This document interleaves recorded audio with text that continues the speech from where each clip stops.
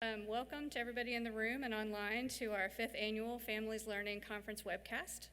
I am Emily Sedgwick. I am project manager and also librarian on staff at the National Center for Families Learning. Our webcast today is being broadcast from Louisville, Kentucky, which is NCFL's hometown. We're excited to have everybody here. We're celebrating our organization's 30th anniversary at this year's conference, and we're happy to have everybody able to join us for this celebration. Today, we have this great panel of professionals from across the country who are actively working to recruit and engage diverse families in literacy programming and support services. The organizations represented here today have recognized the importance of supporting their communities by providing strategies and solutions to families who may be left out of traditional programs. NCFL is grateful for our longstanding relationship with our webcast sponsor, Better World Books. They are an international champion for literacy and learning and support the belief that high-quality education can break the intergenerational cycles of poverty.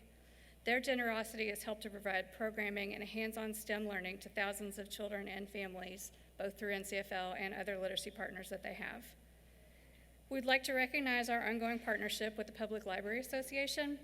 We continue to work together to support each other's missions of strengthening services to communities across the country. PLA's Family Engagement Task Force has brought expert knowledge to the Families Learning Conference for several years and supplied 2 of our panelists here today, along with speakers for another session on workforce development that will be held tomorrow. Leading our panel today will be Scott Allen. He is PLA's Deputy Director. He'll be moderating, and in his role at PLA, Scott directs initiatives on health literacy, equity, diversity, and inclusion, digital literacy, and of course, family engagement. Before his time at PLA, Scott served as the Executive Director of the American Academy of Pediatrics Illinois chapter, where he managed the Illinois Reach Out and Read Coalition. Through this program, over 100 doctors' offices gave out books to young children. Thank you, Scott, for being here today, and I will turn it over to you to lead this panel. Thank you, Emily, and good morning to everyone here in the room and also to everyone who's watching online. It's my pleasure and honor to welcome you to this panel. As Emily mentioned, we have a long-standing and growing partnership with NCFL, with the Public Library Association, and we also appreciate the support of Better World Books to make this webcast a reality. Next slide. So today's panelists are up here on the stage with me. We have a great, diverse group of people who can share what they're doing in their libraries, and I will introduce them all individually as we get to their talks. Next slide. And just a little bit about PLA and our history in the family engagement world. So PLA is a division of the American Library Association. We have about 10,000 members, which is just a drop in the bucket of all the people who work in public libraries, but they're committed and helping us do really great things. We consider our audience to be all the staff working in the 9,000 plus library systems in the 17,000 plus branches and buildings across the country, as well as a growing scope of work that helps libraries internationally do groundbreaking work. Next slide. Some of you may be familiar with a program that PLA launched over 20 years ago called Every Child Ready to Read, and it really revolutionized story time for public libraries, making it less about just reading to children and more about educating parents and caregivers on how they can reinforce that behavior and read to their children at home and make learning something that happens outside of school, outside the library, and really anywhere they happen to be with their child. That led us in the last 5 years to think more broadly about family engagement, and learning from and led by our partners in early childhood education and in the school systems, we started thinking, how can public libraries promote family engagement and parental involvement in education across the age spectrum? We partnered with the Harvard Graduate School of Education to develop what we call the Family Engagement Framework for Public Libraries. The elements are on the screen, and really it falls into 3 different buckets. One is leadership, making sure that the library is committed to a vision of family engagement across all programs and services, and that library directors and others at the leadership level understand their commitment to helping parents become engaged in their child's education. Another is support services, making sure that the facility, the building, the structure, the collection development policies all support family engagement in education. And then the core of our framework is the 5 R's. We have reach out, raise up, reinforce, relate, and reimagine. And each of those I could go into detail on, but the one we're really talking about today here is reach out, trying to reach out to not only the people who are using your library to get input from them on what could be more effective, what you could do differently or better, but also reaching out to people in the community who may not understand what the library offers, who may not be using the library for whatever reasons, and we'll hear a little bit about that today. Next slide. So these are the 5 R's, as I mentioned. Next slide. And if you're interested in learning more about our family engagement work, please feel free to visit our website. We have 2 publications you can download. One is a Vital Space for Family Engagement that came out in 2016, and it really kind of makes a call to action to public libraries to be engaged in this space. The second is the idea book, Libraries for Families, which really delves into our framework and gives examples from what public libraries across the country are doing. And we continue to collect those examples and hear great stories from our libraries on what they can do to get parents more engaged. Next slide. So there's lots of reasons that people, families, communities, community organizations, schools should be partnering with libraries. And we know families are more likely to become engaged with their children's success when they're encouraged to do so by respected community leaders, such as teachers or pediatricians or religious leaders or librarians. And this is especially true for families who are isolated from community resources and social networks. This can include those who are experiencing homelessness, incarceration, or poverty, and can also be related to immigration or refugee status. Reaching out is critical because there are troubling disparities based on ethnicity, race, and class in families' access to the opportunities that promote learning. Community groups and libraries can work together to reach those families and reverse these inequalities. Libraries, as we all know, are free and trusted community anchors that can help alleviate these gaps, but to do this, libraries must make deliberate efforts to ensure that services extend to those families who might benefit from them the most. Many, many barriers exist that prohibit or make it increasingly difficult for families to fully participate in programs and services for their children and families. These can include lack of time, lack of transportation, low levels of education or confidence in their own parenting skills, lack of awareness of what the library or the community program offers, and negative stereotypes of some of these institutions. Yet another barrier that's difficult for libraries to address is that of language and culture, especially cultural perceptions. Depending on the background, culture, and country of origin, community members may not understand the role of the library or understand that that role might be different from what they're used to in their country of origin. Is this a bookstore? Will it cost me? Is it safe for me to go there? Will I be judged if I need help?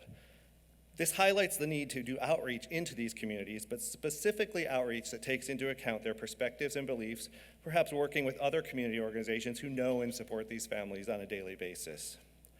PLA's idea book, which we published in 2017, includes examples of libraries who effectively engage new populations of families. For instance, the Waukegan Public Library in Illinois utilized family members who already enjoyed library resources as volunteers to reach members of the community who were not using the programs but were in need. Many of these families had shied away from the library, regarding it as only for the affluent, professionals, and academics. These ambassadors, or promotores, are trusted community members who were trained to visit homes to talk with Latino families about their success and the barriers they face. They talked with families about the role of libraries and connected families to programs and staff that can address their needs. This process was also effective in helping the library staff understand what was needed in the community and to adapt their programs in that direction. In Dallas, the Hispanic Families Network provides training in Spanish to parents on how to use technology and social media to find information about early childhood education and to share that information with their community.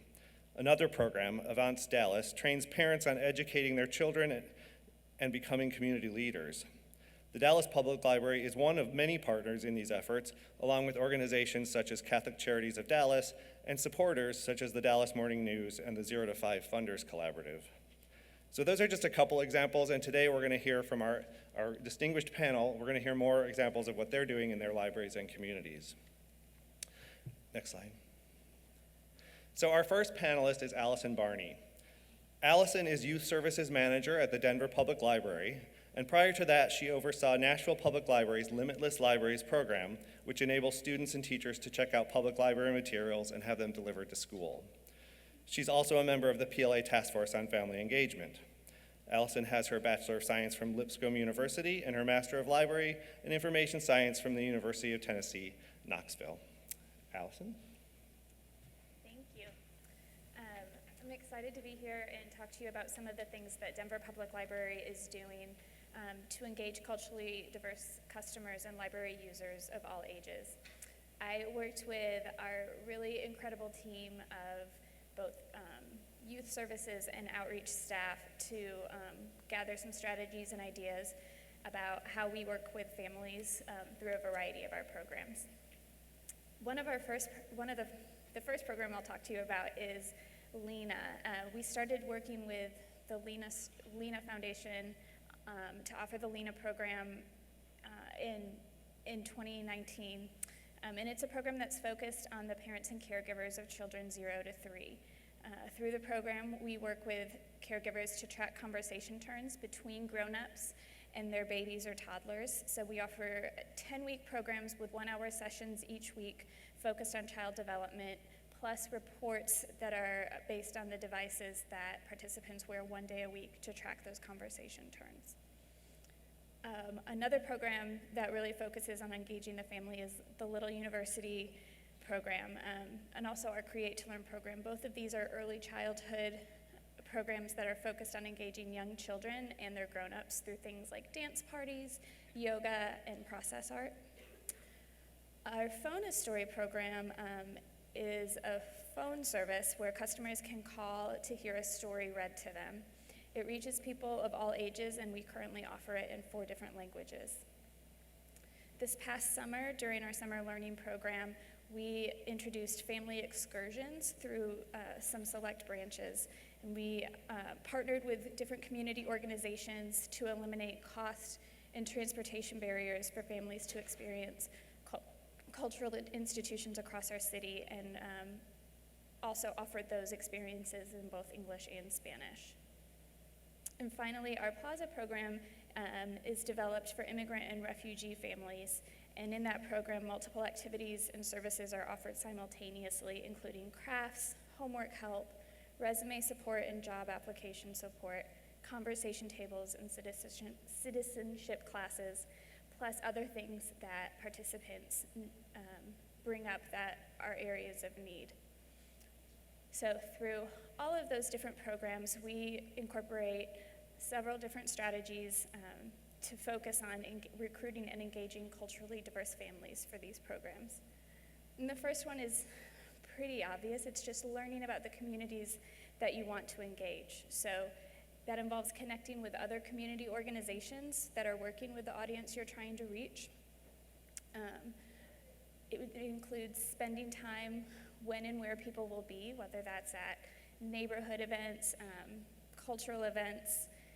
We also hold community conversations at all of our different locations, and we offer those in different languages when appropriate, so that we are learning about the history of the community and identifying barriers directly from participants about why they may not be attending our programs. Another strategy that we use is building relationships, and this is something that's really important and part of Denver Public Library's larger strategic plan and mission, but specifically with culturally diverse families, we found that identifying a person or people in a community who are trusted voices and leaders really helps, because information largely travels by word of mouth in some of these communities, and when you can build a relationship with that leader, then you're really getting a strong endorsement that the whole community will listen to. It's also important to build relationships with people from community organizations that are also in the neighborhoods where you're working. And the importance of being vulnerable and introducing yourself to community members and asking questions and being willing to listen is also really key to building those relationships. Another strategy is hiring outreach-oriented staff.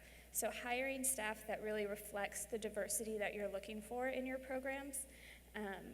Our Plaza program specifically hires people who speak the languages reflected in the people who are attending those programs and have an understanding of those cultures.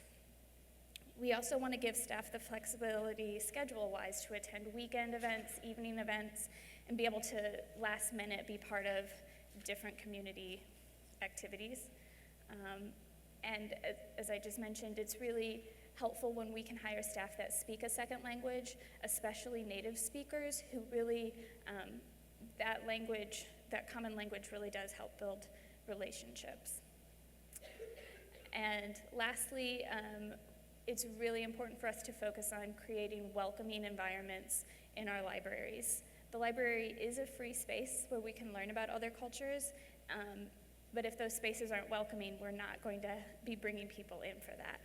So that includes investing in welcoming spaces and programs, allocating some funding to make sure that we're doing that well, acknowledging and welcoming people who may not be regulars in our spaces. It includes offering really authentic programming that's intentional and culturally appropriate, that's offered in languages other than English, and offering more than just informational programming like English classes or citizenship classes, but perhaps providing programs that are craft programs but in the Spanish language so that we're engaging what people are interested in, even if it's not in English. Also, it's important to have programming that's relevant for the whole family. So having just story times in another language, that's great and wonderful, and we want to keep doing that, but that's really not enough. We need to make sure that we're engaging the whole family, whether that's after school programming, whether that's the plaza programming where we're really engaging library users of all ages. Also, through our family excursions this summer, one thing that we hadn't thought about too much in advance, but was really a great component, was that through these family excursions, we were giving families a chance to go into an unknown or uncomfortable environment that might be intimidating, like an art museum, with other people from their community who they are comfortable with, and that really gave them more comfort and confidence going into those different institutions. So that's Denver Public Library. Yay. Thank you very much, Allison. It's so exciting to hear all the great stuff that Denver Public Library is doing, and some of the themes she touched on around, reducing those barriers, making things accessible with transportation help, or translating things into multiple languages, or sort of making sure that adults in the family have access to services that they need that may be preventing them from being more engaged in their child's education, like job help or help with immigration or status. I also think it's interesting when you talk about going out into the community to just see what's happening. I've heard from some of our members that their library staff question, well, why are we going there? Why are we going to that event? What are we doing there? And it's like, maybe you're not doing anything. Maybe you're just listening. Maybe you're just seeing why parents are going to that, families are going to that event, as opposed to coming to your event, and then you're learning and taking that back to your library. So thank you, Allison. Our next presenter is Amber Krieger, and for the past 20 years, Amber has been working in libraries to engage families and youth. She is a youth department director at the Schaumburg, Illinois Public Library, which is located in the northwest suburbs of Chicago, and she's an adjunct professor at Dominican University Graduate School of Library and Information Studies. Prior to working at Schaumburg, Amber was the Kids World manager at the Arlington Heights, Illinois Memorial Library and assistant branch manager at Chicago Public Library. She's also a member of our task force on family engagement, and she has her BFA in painting from Michigan State University and her MLIS from Dominican University. Amber? Hi, everyone. Thanks for being here. Slide. So, can we go back a slide? Or is that right? Okay, well, we'll talk about that one first. All right. So, great. Hi, I'm Amber, and I want to tell you a little bit about Schaumburg. So it's the northwest suburbs of Chicago, and some people are like, well, Chicago, it's a big, suburbs are changing. We just did this huge demographic study of our library. We serve 130,000 people in about 6 towns. We have a large library, but in those, of those people, we have 29% of that population are immigrants, and 43,000 of our residents speak another language at home. And when we talk to the school districts, they tell us there's actually 95 languages represented within our community. So when you think about how you're going to program and meet the needs of all these diverse population, it can be a little bit overwhelming. So we've taken small steps, and one of the first things that we realized is that we can't stay in our library and serve all these people, so we actually need to go outside of our library. So we devised or created this pop-up library experience that would take out into the community, and we load up these books, we load up activities, we load up story time, and during the summer, we go to 45 different off-site locations, and we've targeted these locations based on demographics. We look for at-risk communities, we look for areas where we know we don't have a lot of card usage, and we visit them. So some of the areas we go into apartment complexes. We set up for an hour, hour and a half. We'll do a story time. We don't check the books out. We just give them to people because we realize that can be a barrier. So this summer, in 8 weeks, we saw 6,000 people visit our tiny little libraries, mobile libraries as we call them. And that's been a great experience for us. We can go ahead and go to the next slide. And I want to talk about a partnership that we've been doing with the local school district. So the local school district targets families, ESL families, to participate in a year-long program where the families come together, the parents take parenting classes, the kids are alongside with them, similar to what they're doing here, right? But what's special is that the parents come to the library 8 weeks, and they do special, at first we were like breaking up the parents and the families, like no, and then I became a manager, I'm like, no, they should be together, they should be totally learning. And we started doing fun activities that would increase language skills and literacy. So we're like, let's make Play-Doh, and we focused on a lot of STEM activities. Because my predecessor was like, let's teach them how to look stuff up on the, on the databases. And I'm like, no, let's get hands-on and messy and have a lot of fun. So I've been trying to figure out how can we model that, though, this smaller program and make it bigger. And we also do a lot of literacy classes, ESL classes, and naturalization. And so during the summer, we saw a huge precipitous drop-off in attendance from parents because they didn't have childcare, right? So we're like, well, why don't we have family literacy classes? And it seems like a simple thing, but it took us a few years to figure it out. Why aren't we doing a family literacy class, together during the summertime so the parents can come and everyone's invited? And those have been super popular. Again, we focus on STEM activities. And yeah, so those are the two I'm going to talk about, but I'm going to go ahead and pass the mic. So thank you for listening. Thank you, Amber. And I just want to point out a couple things Amber mentioned in the very beginning of her talk about kind of using that data to understand what the community is like, how the demographics are changing, and so going outside the library to get data, but also looking at the internal data in terms of where you have library card holders and targeting communities where maybe you don't. And PLA is a big advocate, for those of you who are members or are familiar with our work, a big advocate for using data, but also measuring outcomes and figuring out, are you really achieving the goals of what you want to do? So good for Schaumburg for looking at those data points to figure out how to work. Our next presenter is Sophie Mayer, and Sophie has worked as the Immigrant Services Librarian for the Louisville Free Public Library for the past 17 years. She's been named a lot of things in Louisville, an influential connector in the city of Louisville, and she received a Keepers of the Dream Award at the MLK Junior event at the Kentucky Center for the Arts, and she was named a 2017 Mover and Shaker by Library Journals. Very impressive. Her work prior to the library had been in New York City in the field of social services, working with youth in state care and teaching English abroad and domestically. And academically, Sophie has a master's in political science. So, Sophie. Thank you. Thank you to NCFL and our locally based Emily and PLA for having us here. I hope those here enjoy Louisville and that those watching might be persuaded to visit soon. I'm sure many of you here have heard how diverse Louisville is, and not to be competitive with Chicago, but in our school system we do in fact have, at last count, 141 million different languages spoken by families in ESL. Next slide.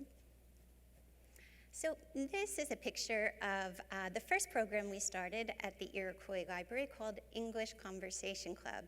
And the idea was to meet the needs of this diverse population of newcomers, most all seeking access to English practice. From the very first session, we encouraged entire families to attend. We work with children on homework or educational games, and teenagers, who were the ones in the family to pick up English quite quickly, were put into the role of volunteers to work with younger students or to teach some of our volunteers who are university students about their culture. So for example, we have nursing students who come in. So you might have a 17-year-old person who's been here a year, teach them about East African medicinal practices, for example. How do we meet these people to get them into the library? Well, we have had a partnership with 2 refugee resettlement agencies in town, which has been invaluable. They conduct something called a cultural orientation on a monthly basis, where they bring in people to talk about the fire department and the police, and all these vital services that someone should learn about when moving to a new country. But right up there with them is the library. So early on, that's what created enduring relationships with a lot of these populations. And it's pretty neat because we also then have the opportunity to give every single new refugee who comes into town a library card. But Louisville's diversity includes many other populations, including people who work at Churchill Downs. We have an awful lot of green card lottery recipients here and there, and a lot of professionals on work visas who are just a few blocks away from where we sit now. And our city's school system offers free English classes to all adults. Sadly, though, this program suffered severe budget cuts this past year, and they have ever been a partner bringing us into classrooms to invite students to put that English into practice. It's also a neat time to circle back around and maybe meet a refugee that we met when they had just arrived. And at that moment, there's so many stories I wish, we could communicate better. But then when you find them a couple of years down the road and they remember, oh, it's the library lady, you're then able to get them into the library to continue to improve English and advance in the workplace. We have also enjoyed years of visits to NCFL-sponsored programs reaching families with young children. For those who have small children, especially mothers, there are so many barriers to education and the making of vital connections to community. The library has worked hard to make parents feel comfortable bringing in children of all ages, often matching them up with volunteers who themselves have walked in the door with children. So neat little pairing up there. Next slide.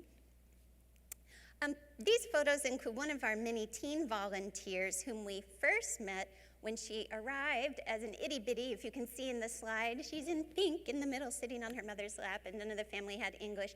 And the next side on the right, she's in the middle. We have so many teens who come back to us and realize what an impact that experience had on their family, have also now learned the significance of volunteering and come back to give to younger folk who are coming in.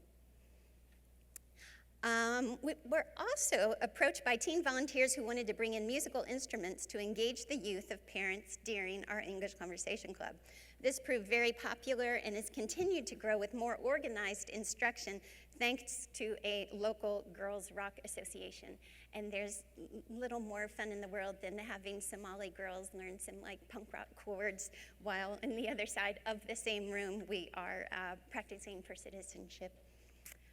Next slide. Our teens are powerhouses of creativity and innovation. Some of our youth who came to cultural programs from childhood approached us about putting on their own programs, choosing performers, arranging the event, and emceeing. We have had a handful of musical showcases that brought in crowds of all ages, always with the intent of timing it next to the English Conversation Club to engage the audience in English practice. Our cultural programs have successfully brought together parents and children in producing programs to share not only with the general library audience, but also with one another. Youth take pride in educating others about the culture of their home country while proving to all the power of retaining their heritage. And if we could peek at the next slide, that is our International Women's Day, which is our most well-attended event of the year, where lots of mothers and children present on their culture with food and music and merriment. And the next slide.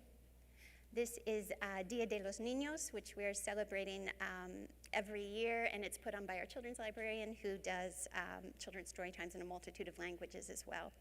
And the next slide. So community outreach involves non-traditional venues such as religious institutions, stores, laundromats. We try to invite ourselves into any gathering where it might be fruitful to haul out our suitcase on wheels that's full of books and share information about the library. And most effective is when we are accompanied by members of the respective community. We have both an intern program and a library ambassadors initiative that recruits newcomers to share their stories, specifically the value of the library. And it is my hope to compensate them financially someday for this work they're doing.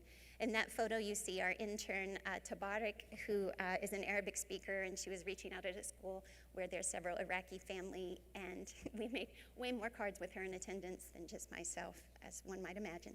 And the next slide, this is a volunteer, Mana, who helped me set up kind of a makeshift table at our Somali mall. And at that event, there was an elder who came over to the table who was hollering in Somali. And I later found out he thought that I was with the FBI. And that was not the first time I've been accused of working for the FBI or the CIA is trying to pass out books. And in the next slide.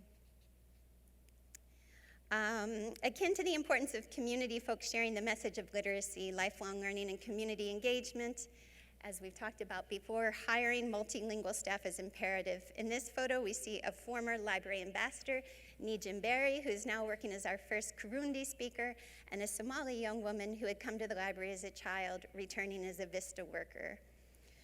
We look forward to the day when more of these employees will also be out in the community doing outreach and assisting in creating programming alongside the families that they know so well. Thank you. Thank you so much, Sophie.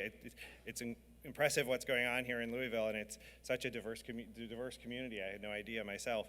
I want to touch a little bit on a couple things that Sophie mentioned. One is engaging teens, and I think we get so many questions at PLA about like new strategies and ways to get teens involved with the library and to do programming for them. And I do think there's a movement to include them in program development, to use them and get them active because they have a lot to share. I also want to mention Sophie mentioned how doing events with, say, the police or the fire department at the library is a good way to educate the community. And it really is. Some of those external partners are looking for that opportunity and don't know how to do it themselves. They don't realize that the library may have those people who need to know that information coming in regularly anyway. They have meeting space. They're a trusted partner. So those partnerships to merge sharing information on different community programs with the library are really critical. Our final presenter today is Mary Beth Russo, and Mary Beth worked as an ESL teacher, English learner, district coach, and acting director of EL services for the Hartford Public Schools for 31 years.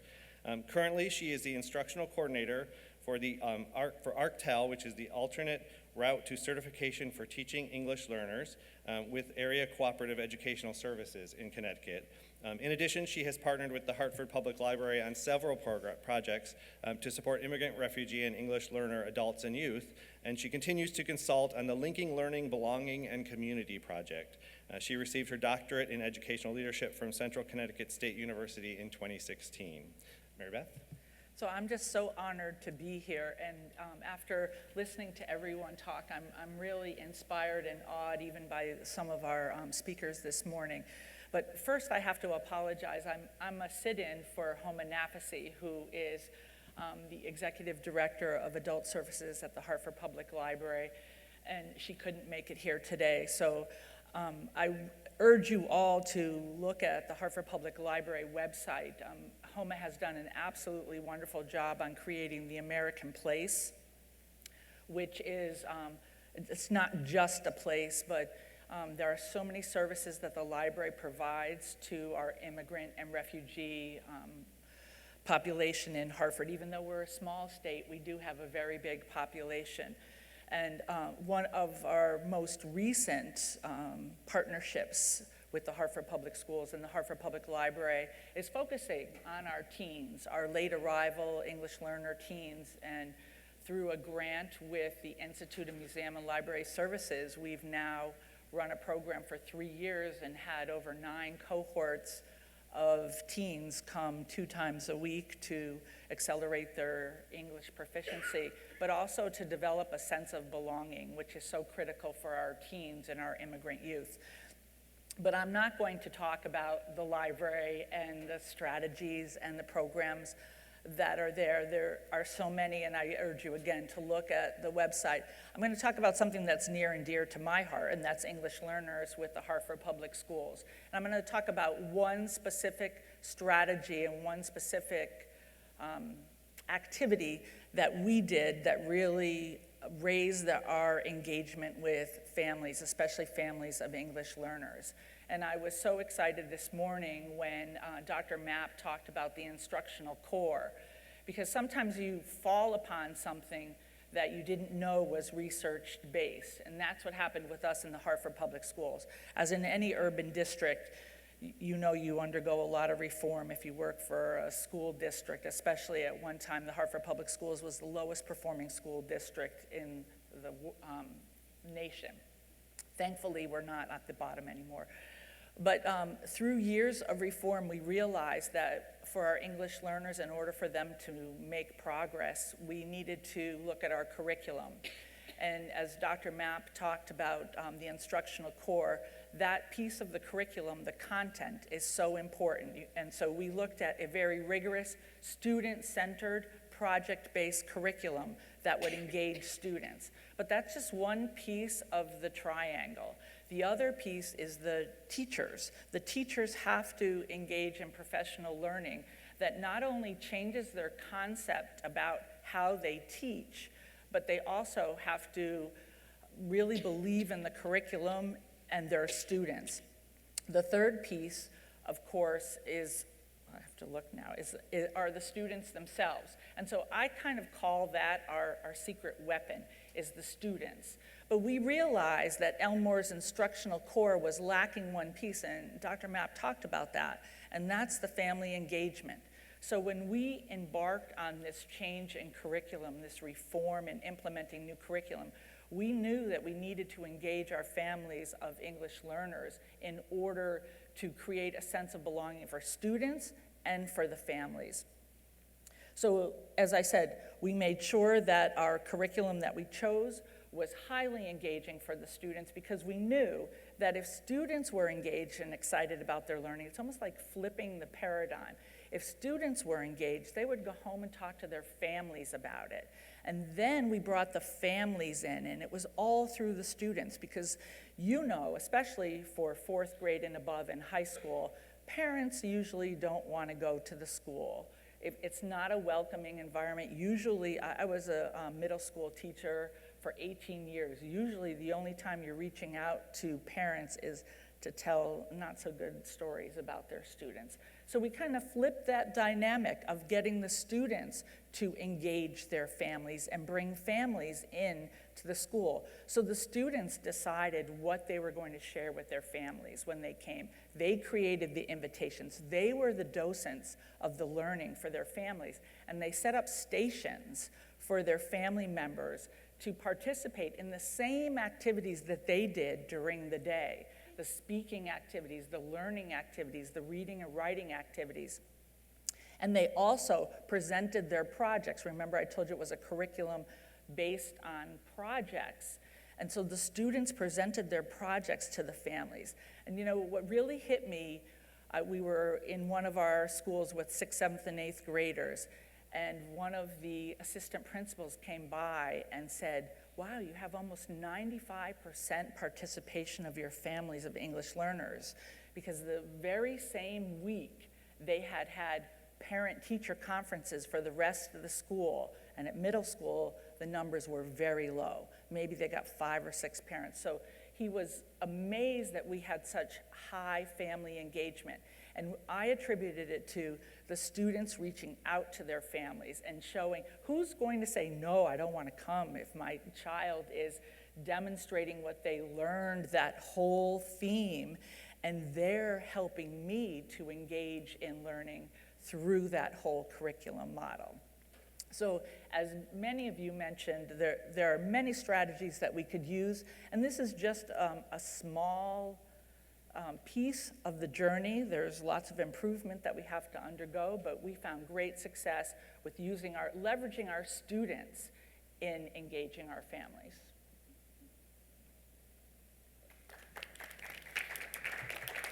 Thank you so much, Mary Beth.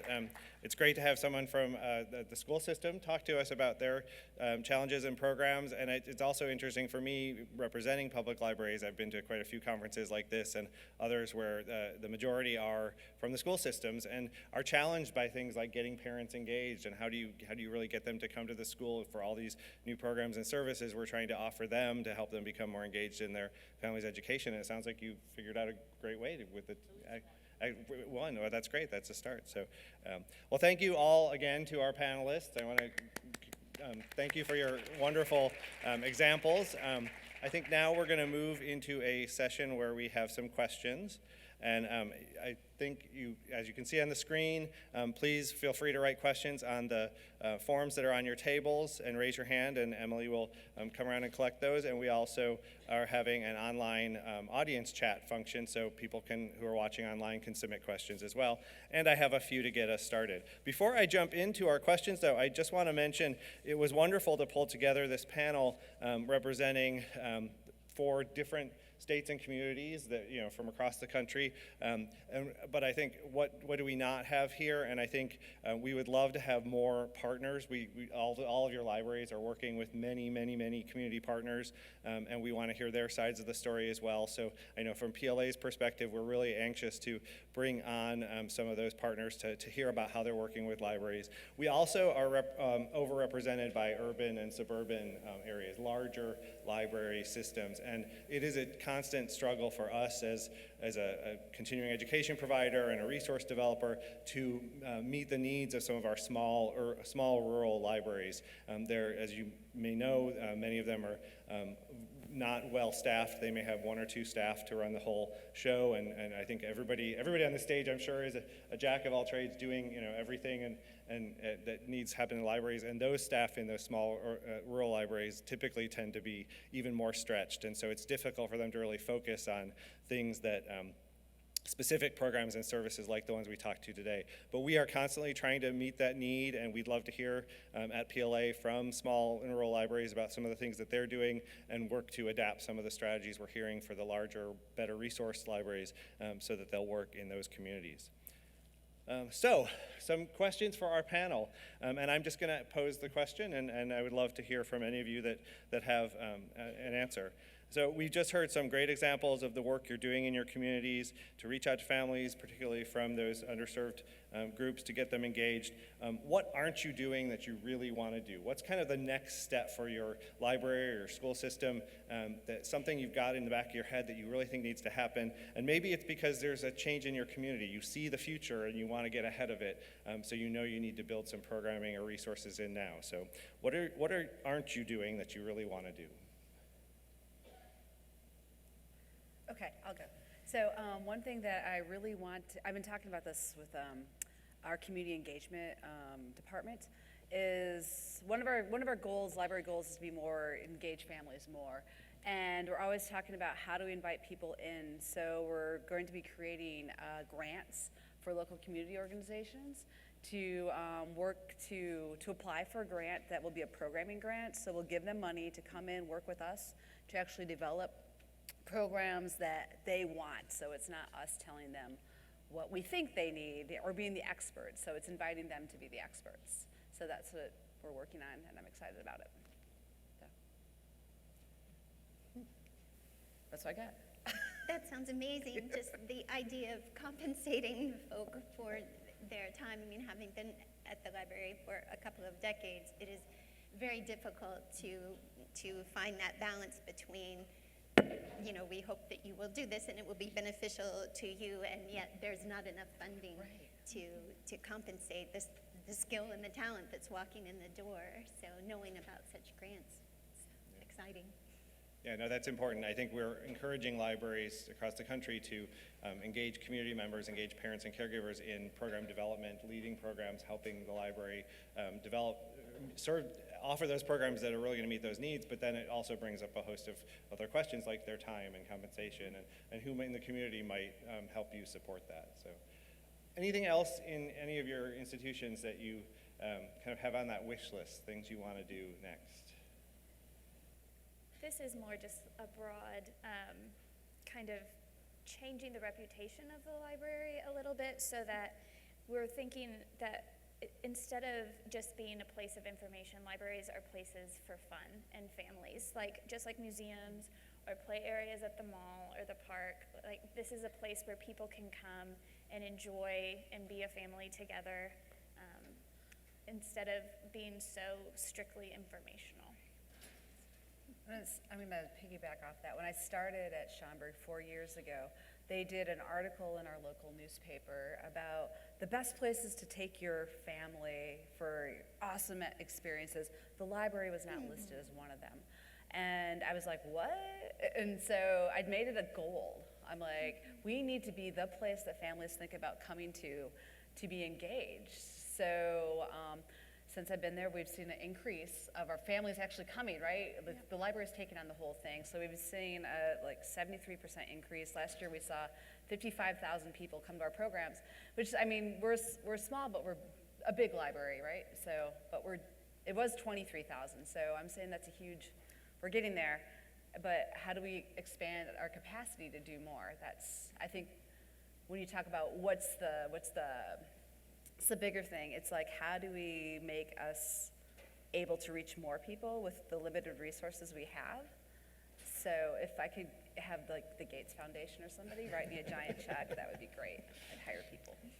Staff capacity is definitely something that we think about a lot too, that if we want to build these relationships and have these partnerships, we really need to give staff the time for that to develop, instead of being on the desk quite so much. Mary Beth? One thing that comes to mind for me, since I've done some work with the Hartford Public Library as an educator with the Hartford Public Schools, is that sometimes there are duplication of services. And both of our institutes started a partnership that we call Boundless. And when it was first introduced, it was this partnership between the library and the school system. But I think in order for a partnership like that to really flourish, it has to be at the ground level. So the teachers need to understand about it. The staff at the library really need to understand about it so they can come together and really share experiences and make everyone aware of what's happening. I think there's so many things happening in isolation that are great that everybody doesn't know about. Definitely.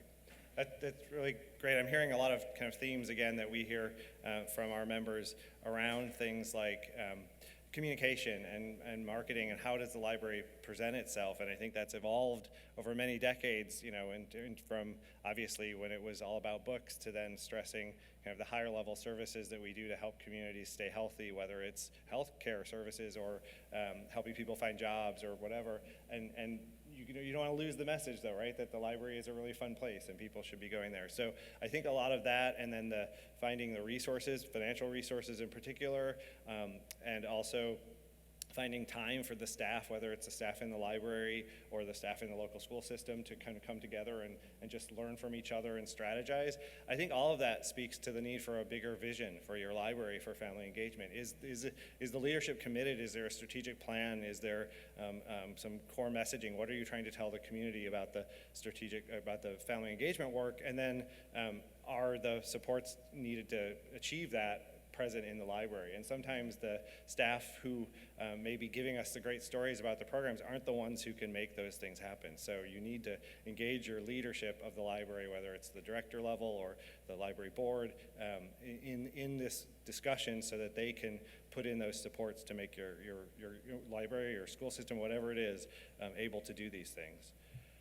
So another question, and related to what I just said, we know that sometimes the burden of doing this work falls on the children's and teen services staff or the educators in certain classrooms. So what can the leadership in the library or the school system or whatever institution you're in do to help you?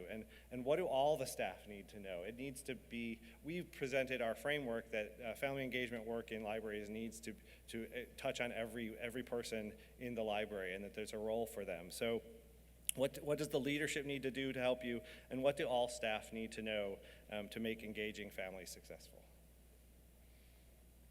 One thing that Denver Public Library is really committed to is training on equity, diversity, and inclusion for all staff. Staff are training on how to recognize your own biases.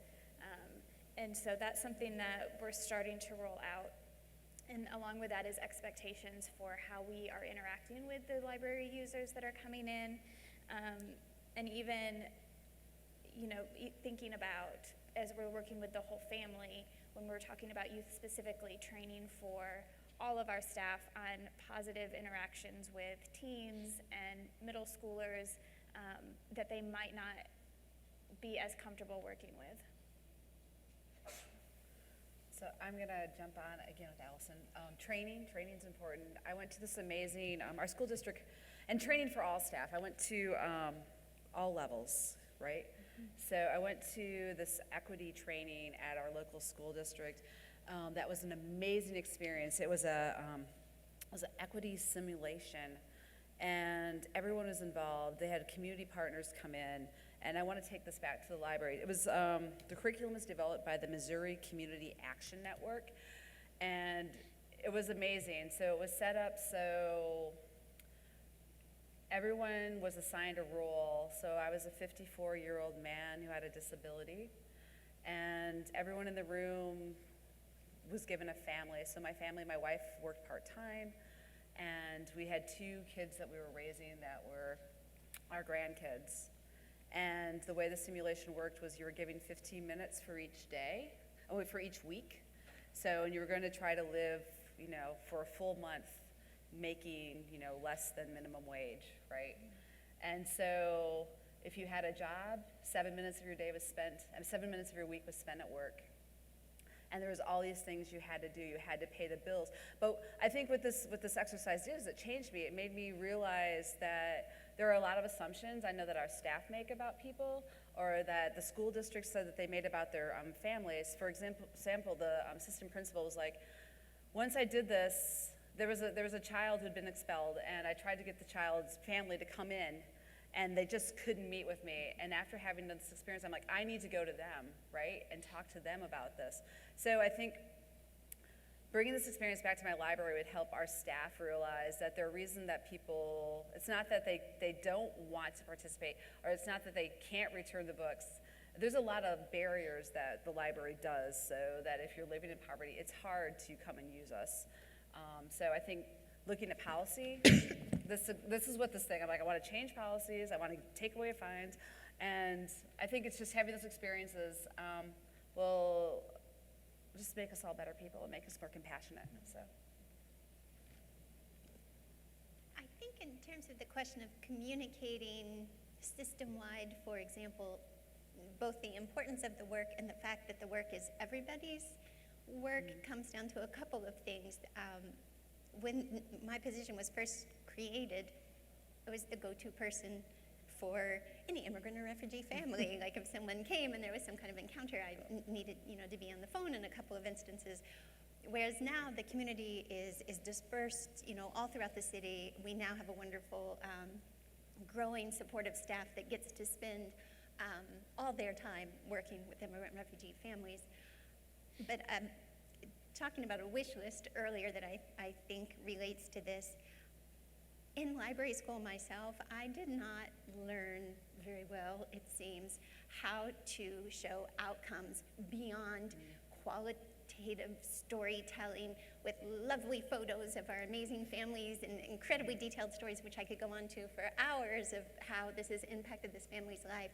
But I think for many of us, if I may say, having that skill would help talk to people at other levels in the language they would understand in terms of statistical outcomes or the like.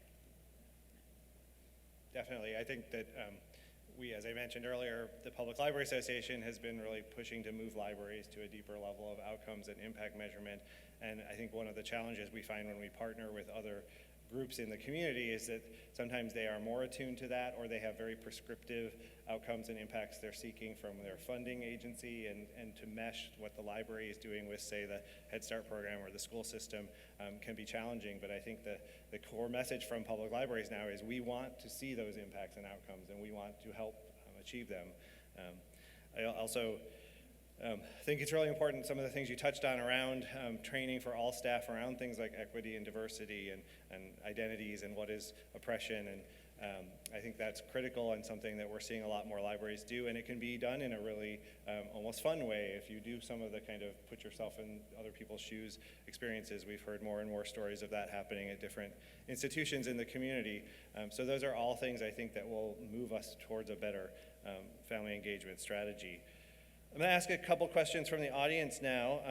We have one: what recruitment efforts do you have underway to bring in participation with more African American families or patrons? And I think this is open to any library or school system that would like to address it.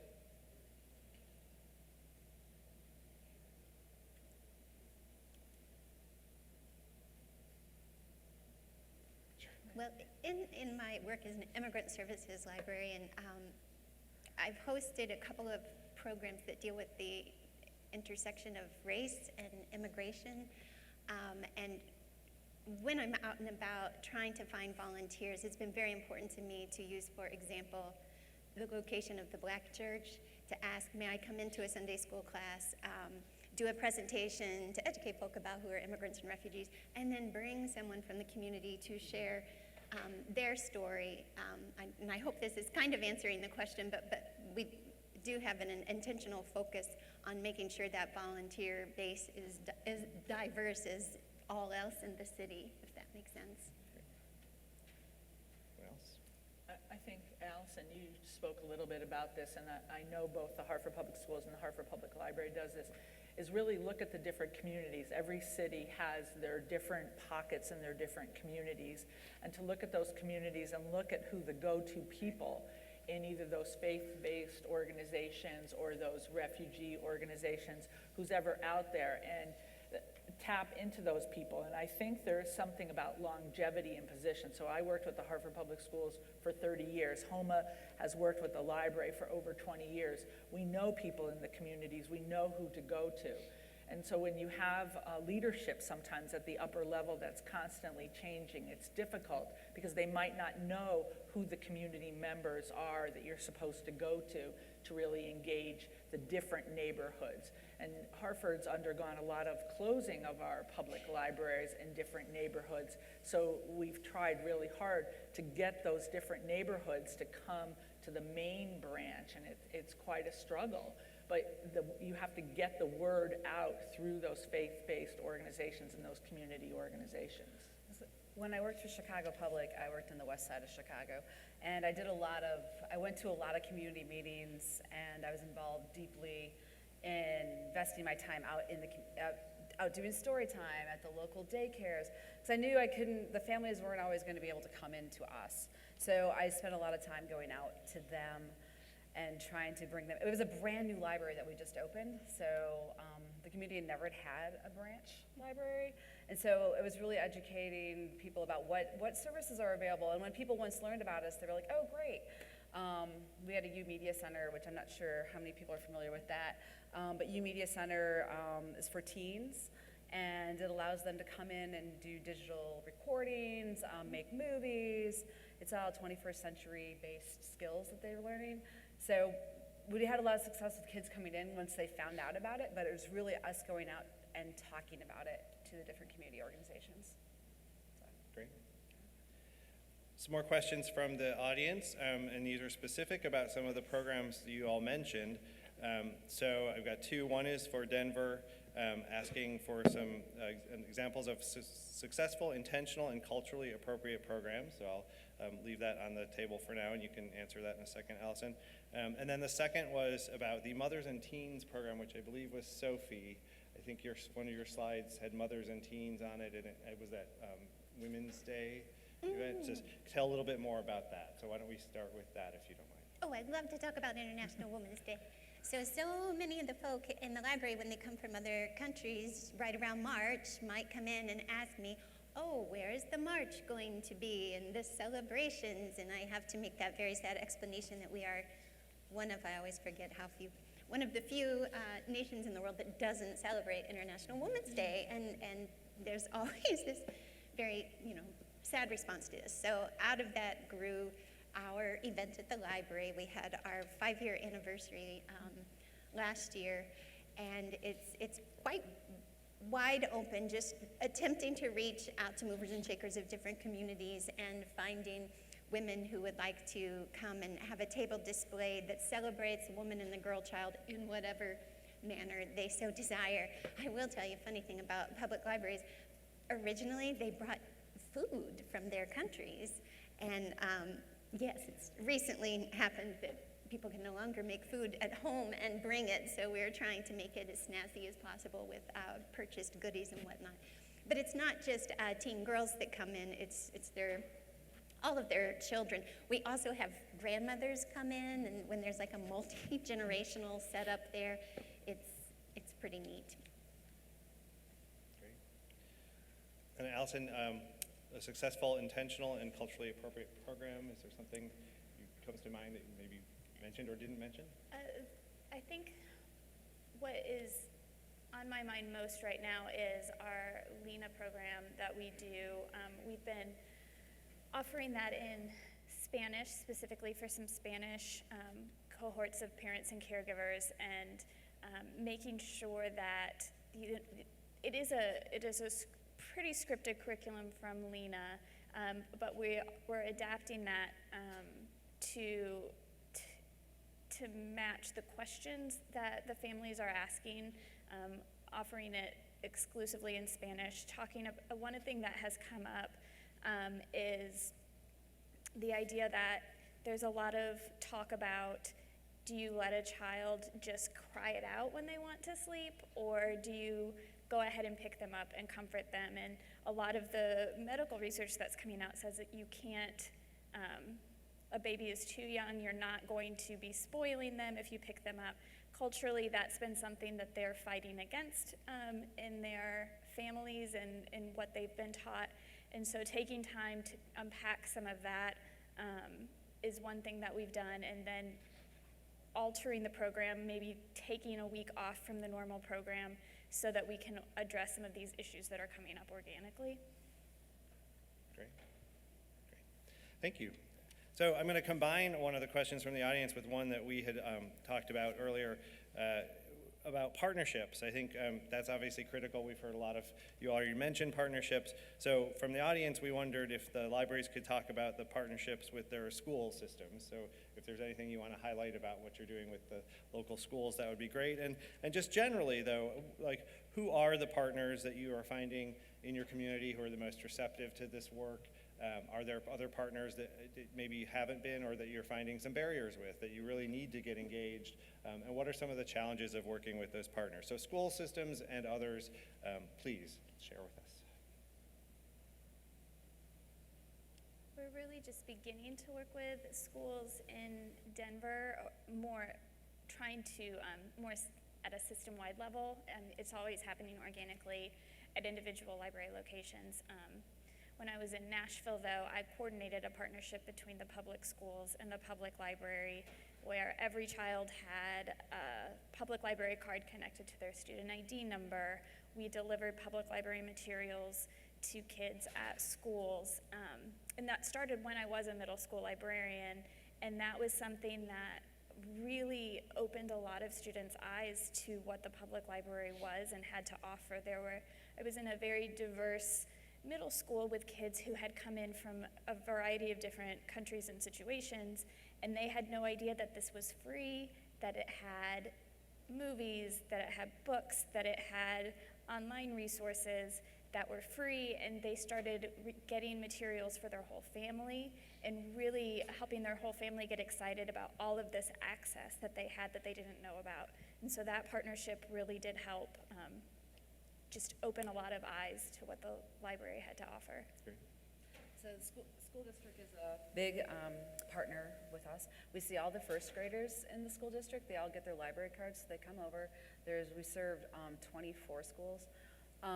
So all the first graders, it's thousands of kids. And then we visit all the third grade classrooms as well, and to remind them, hey, we're here. And then with the high schools and middle schools, we go out monthly and reach out to the kids and recruit for volunteer opportunities at the library. And for our one book, we always bring in authors. We do a little reads too, and then the school helps us. And the last 2 years we've done, oh my gosh, the books we just oh my gosh, the books went out of my head. Anyways, we focus on the schools that have a higher percentage of, anyways, yeah, we work with them. I'm sorry, it's going on my head. It's done. I'm sorry. If I could just mention right quick a different kind of school. We do an awful lot with regional universities. I don't think I mentioned that before about English Conversation Club, but the bulk of those volunteers are people we reached in a multitude of different disciplines, usually myself, and then one of these library ambassadors, and tweaking the presentation to meet the needs of whatever the students are, but also requiring that the professors put it in the syllabus that they must volunteer. We used to just go say, oh, you feel so good if you do it, and obviously that's not sustainable.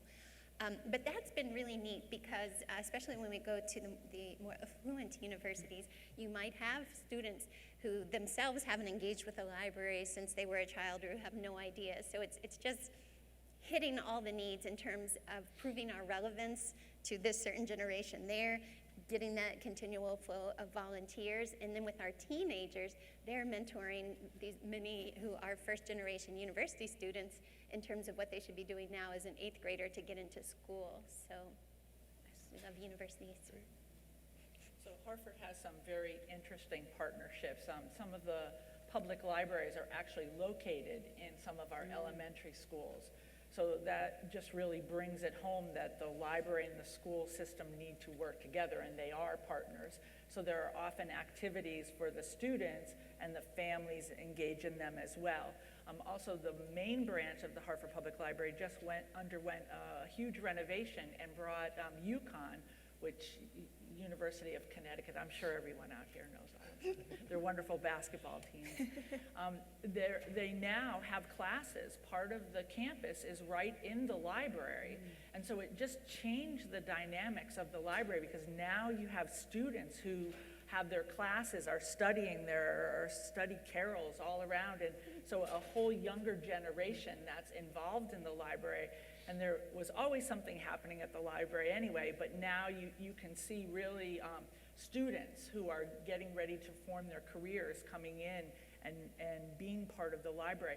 But also another hat that I wear is this instructional coordinator for a certification program for teachers who want to get a new certification for teaching English learners. So we've partnered with the library and we have our classes. We have 3 of our cohorts right there in the library, and part of their work, the participants in the program, they have to do a practicum of a certain number of hours of supporting English learners. And so some of them go and work in our after-school program with English learners right there in the library. So it's just location, but you have to create those partnerships as well. Great. I know we hear, and I heard a little bit from our panelists, for that sometimes the relationship with the local school system is driven by individual staff and individual schools and teachers who make really strong partnerships and do great programs, but it isn't maybe at the system or systemic level and formalized. But then you have other situations, like I think in Schaumburg, you have a pretty clear way you work with the public schools, which is great, and we think it needs to happen both ways. And if it's a library system where the leadership isn't kind of helping make those connections happen in a more formal and supported way, then they need to work internally on that. I also just want to put in a little plug for a program that PLA has been doing for the last 3 years with funding from the Institute for Museum and Library Services. It's called our Inclusive Internship Initiative, and it's really exciting. We've been working with 50 libraries across the country every year to, they recruit a student from an underrepresented community, and they become a paid intern in the library system for the summer. And we do a kickoff event where we teach all the mentors and the students about libraries in general. It's very eye-opening for some of those students who really didn't know what public libraries do. They work in the library all summer. They learn how the library operates. They do a project, which usually is outward-facing to the community. And then at the end, they come up together again. And the goal of this is, in one way, to get students interested in librarianship as a career. So we'll see if in a few years we have more librarians out of those pools. But it's also just been a really great way to have teens learn about what the libraries do and communicate that to their colleagues, their schools back out in the community. So we'll be doing one more route of that next year in 2020. So if your library is interested, to check the PLA website and find out when you can apply. With that, I think we are close to time, so I think we're going to wrap up. I want to thank our panelists again for doing a great job with your presentations and your answers to those questions.